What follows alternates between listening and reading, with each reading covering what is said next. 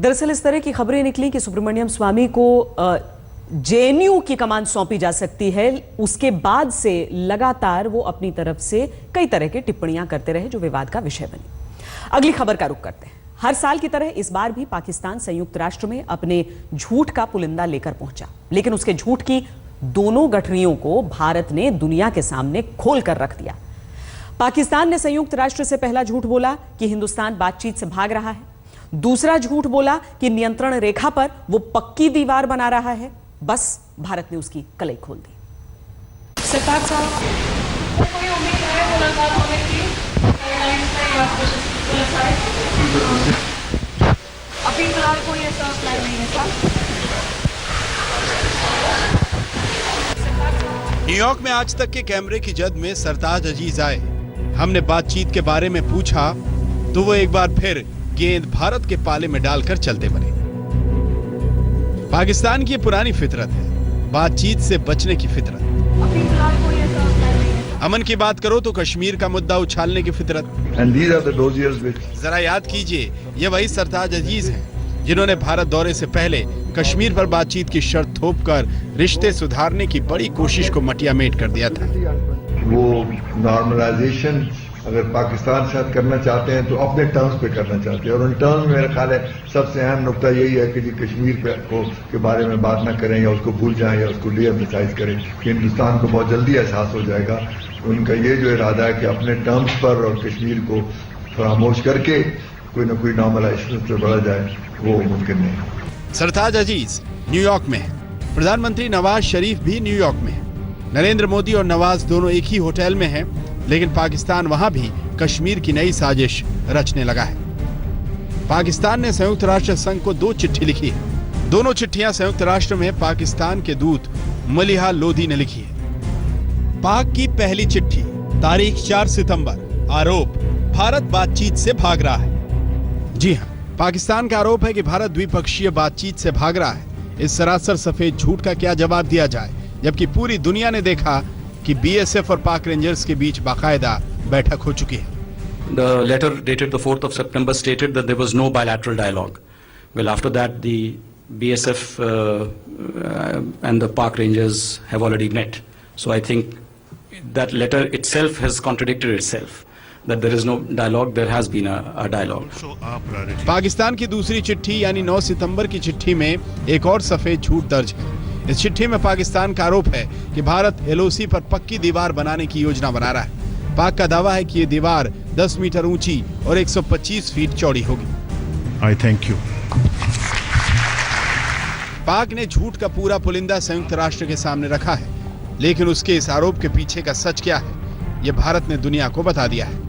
As far as the second letter is concerned, I believe this is based on some kind of a submission made by Mr. Salahuddin, who, as you know very well, is a person that we consider to be a global terrorist.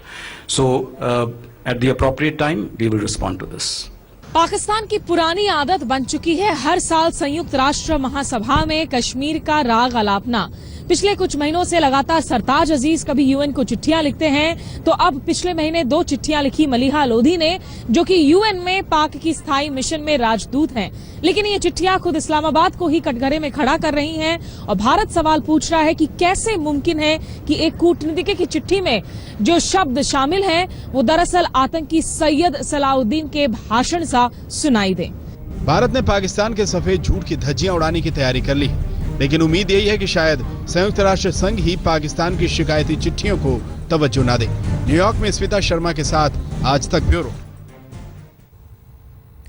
हम सीधे आपको लिए चलते हैं अपनी संवाददाता स्मिता शर्मा के पास। स्मिता, अमूमन जब भी किसी अंतर्राष्ट्रीय मंच पर इस तरह की बातें उठाई जाती हैं, इस तरह के आरोप लगाए जाते हैं, तो कुछ पुख्ता सबूत होने चाहिए। बातचीत की बात तो हम समझ सकते हैं कि पाकिस्तान इसे ये कह सकता है कि ये उनकी सोच है, लेकिन ये पक्की दीवार को लेकर क्या सबूत पाकिस्तान पेश करने की सोच रहा है?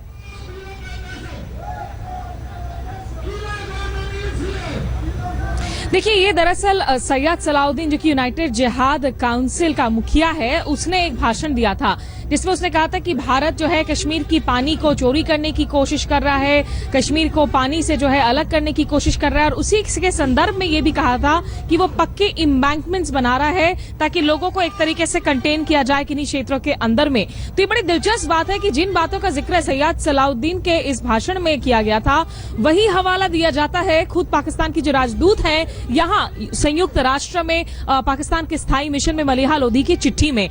इस वक्त देखिए मैं संयुक्त राष्ट्र के ठीक बाहर हूं श्वेता, थोड़ा सा नजारा भी यहाँ पर लगा लोगों को दिखा दूं, क्योंकि जिस तरीके से जो मीडिया का भी मजमा लगता है यहाँ लोग अंदर जाते, जहां आज नरेंद्र मोदी भी भाषण देंगे। भारत बहुत गंभीरता से नहीं ले रहा है इन चिट्ठियों को, ये मैं आपको बता दूं, क्योंकि भारत का कहना है कि कहीं ना कहीं खुद अपना ही माखौल उड़ाने की कोशिश कर रहा है पाकिस्तान ऐसी चिट्ठियों को लिखकर। और शायद यही वजह है कि पिछले साल भी नरेंद्र मोदी ने अपने डेब्यू भाषण में जहां पाकिस्तान या कश्मीर का जिक्र नहीं किया था, सिर्फ यही कहा था कि भारत पाकिस्तान साथ मिलकर गरीबी से लड़ सकते हैं, कश्मीर बाढ़ में जो है मदद कर सकते हैं। इस बार भी वो अगर यूएन में बोल रहे हैं तो वो सस्टेनेबल डेवलपमेंट गोल्स को लेकर बोल रहे हैं कि आखिर विकास के लिए 2030 तक जो है आखिर दुनिया के सामने कौन से गोल्स, कौन से मकसद पेश किए जाए।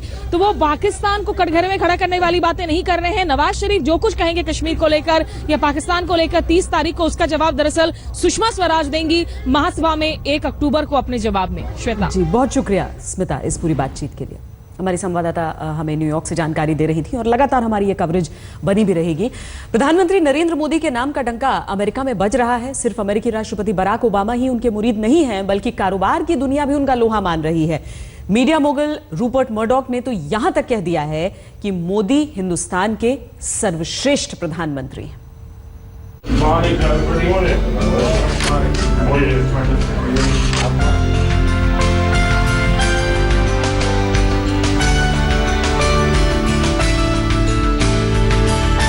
दुनिया की 53 बड़ी कंपनियों के सीईओ से जब प्रधानमंत्री नरेंद्र मोदी मुखातिब हुए तो उनकी शख्सियत की छाप कारोबार के दिग्गजों के दिलों पर मुहरबंद हो गई। मीडिया मुगल के नाम से दुनिया भर में मशहूर रूपर्ट मर्डॉक ने मोदी को हिंदुस्तान का सर्वश्रेष्ठ प्रधानमंत्री घोषित कर दिया। अपने ट्वीट में मर्डॉक ने कहा कि प्रधानमंत्री नरेंद्र मोदी के साथ अच्छा समय बिताने का मौका मिला। आजादी के बाद भारत को मोदी के रूप में सर्वश्रेष्ठ नीतियों के साथ चलने वाला सर्वश्रेष्ठ प्रधानमंत्री मिला है, लेकिन अभी इस जटिल देश में बहुत कुछ किए जाने की जरूरत है। रूपर्ट मर्डॉक की यह तारीफ उस वक्त आई है जब दुनिया की मीडिया हस्तियों की नजर भारत में 4G सर्विसेज के साथ मीडिया का अपना साम्राज्य बढ़ाना है। दूसरी तरफ प्रधानमंत्री अपने मेक इन इंडिया वाले मिशन को आगे बढ़ाने के लिए तमाम सीईओ के साथ राउंड टेबल कॉन्फ्रेंस करते रहे। उनकी जो अटेंशन है उस पे फोकस्ड है कि मैं क्या कर सकता हूँ और बिजनेस को अट्रैक्ट करने के लिए इन अ वे जो इंडिया की बेनिफिट में हो, इंडिया के हित में हो और यहाँ की बिजनेसेस के भी हो। तो बात हुई थी प्रेडिक्टेबिलिटी की, पॉलिसी की, जीएसटी पास होने की, और ये भी बात हुई है कि उन्होंने एफटीआई की अप्रूवल कराई है इंश्योरेंस में, डिफेंस में। सो गुड एंड बैड दोनों डिस्कशन हुई थी और बहुत कंस्ट्रक्टिव अच्छे डायलॉग।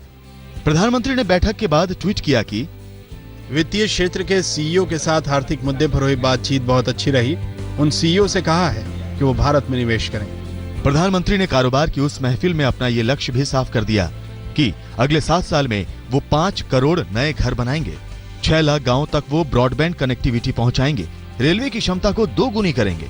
दुनिया के सबसे ताकतवर मुल्क में मीडिया के ताकतवर गुरुओं के साथ नरेंद्र मोदी ने की वॉल्डॉर्फ होटल में मन की बात, और इस राउंड टेबल को आयोजित किया था खुद मीडिया बैरन रूपर्ट मर्डॉक ने। नरेंद्र मोदी जानते हैं कि make in India, digital India, skill India की जैसी कोशिशों को चमकाने के लिए और उसमें अमेरिकी निवेशकों को साथ लाने के लिए उन्हें मीडिया के सहयोग की जरूरत है। तो वहीं मीडिया ने भी पूछे सवाल कि भारत में आखिर कब तक सुधार हो पाएगा इंफ्रास्ट्रक्चर में, ब्रॉडबैंड की स्पीड में और तमाम दूसरी सुविधाओं में। अभी तो ये अंगड़ाई है। प्रधानमंत्री जब रविवार को सिलिकॉन वैली में जाएंगे तो गूगल, फेसबुक से आगे उनके एजेंडे में तकनीक को हिंदुस्तान से जोड़ना रहेगा। न्यूयॉर्क में स्मिता शर्मा के साथ आज तक ब्यूरो। जो केजरीवाल कहते हैं वही बीजेपी के एक सांसद कहने लगे हैं। उत्तर पश्चिम दिल्ली से बीजेपी सांसद उदित राज उपराज्यपाल नजीब जंग से खफा हैं। उदित राज के पीए पर डीएम से मारपीट करने का आरोप लगा है, लेकिन बीजेपी सांसद का कहना है कि इस मामले में गलती उनके पीए की नहीं बल्कि अफसर की है। वो दिल्ली पुलिस से भी नाराज हैं और एलजी नजीब जंग से भी। उदित राज की शिकायत है कि एलजी सुपर किंग है और सांसदों से नहीं मिलते।